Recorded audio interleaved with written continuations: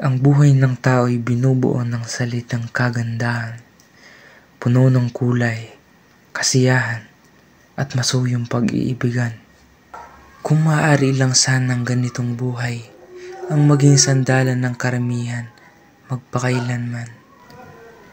Ngunit hindi lahat ng kwento ay nauuwi sa masayang katapusan.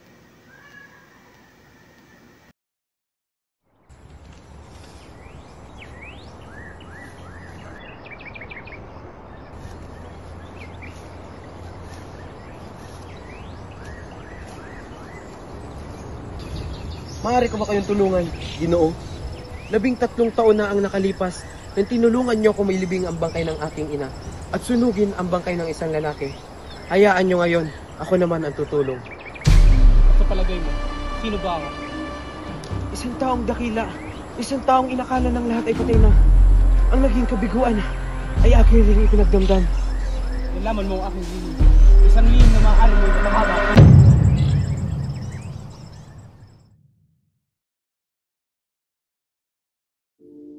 Makinig ka sa sasabihin ko, Basilio. Sa loob ng isang oras, sisiklab ng revolusyon na isang hudyat ko lamang. Nahanda ko na ang lahat at nasisigurado ako na ang tagumpay. Ano ang pasya mo? Si Maria Clara?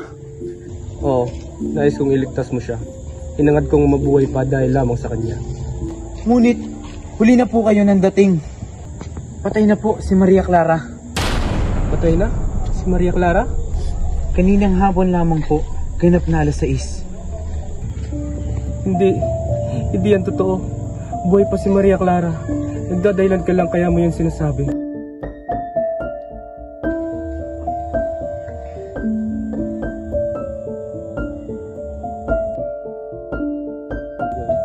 Namatay siyang hindi ko nakita. Namatay siyang hindi niya nalalaman na nabubuhay lamang ako para sa kanya.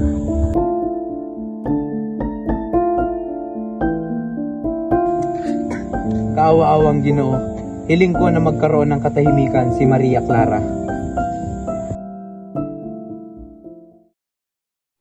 Tungalay kong arana para sa dalagang walang kasing ganda.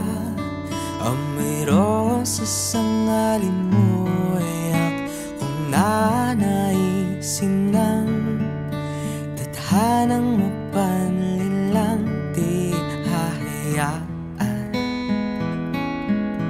mawala pa. Hindi po, nagbibigay lamang ako ang bag. Kung gayon ay umuwi ka at sunugin ang anuman dokumento na nag-uugnay sa iyo sa samahan. Si Ginoong Simon po ba nasasangkot? Hindi, ang mga estudyante lamang nasasanggot dito. Ano po ba talaga ang nangyari? May mga paskil na dinikit sa universidad. Wala ka ba ditong nalalaman? Para yun lang? Anong iyon lang? Binibintang itong kagawan na nagsama-sama ang estudyante. Alam kong amoy bangkay si Kapitan Tiago at siya ay dinadalaw na ng mga uwak at pitre.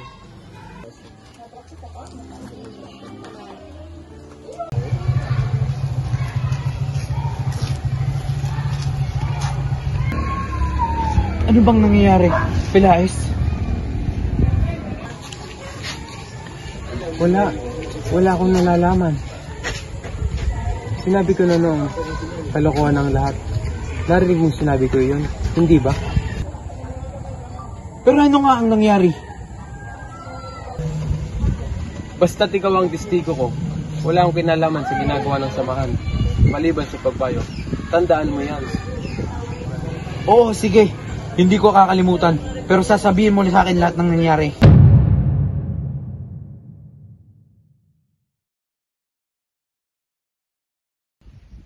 Hindi ka panipaniwalang dahil lamang sa isang pangyayari. Makakawatak-watak na tayo. Hindi naman ito ang unang pagkakataon na may naibilanggong kabataan alang-alang sa kalayaan. Bakit tayo matatakot? Pagkakataong ito ay hindi sapat na tayo ay magpakita ng pagsangayon sa kahit kanino. Maaari ko makita ang ating kaibigan si Makaray. Maghintay muna kayong bumaba si Kabo.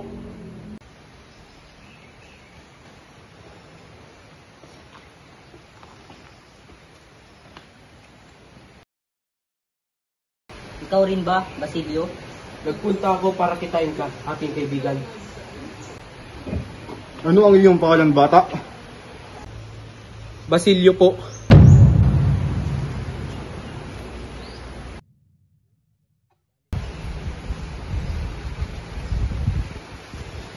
Napakagandang ugali.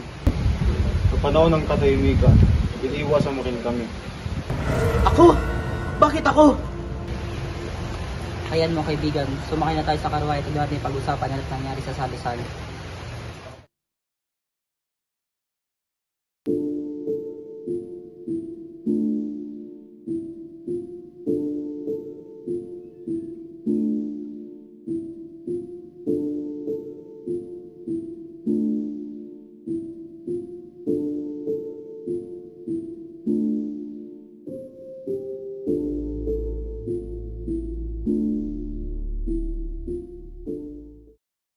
Pinarusahan siya ng Diyos na hindi siya gumamit ng agwa bendita.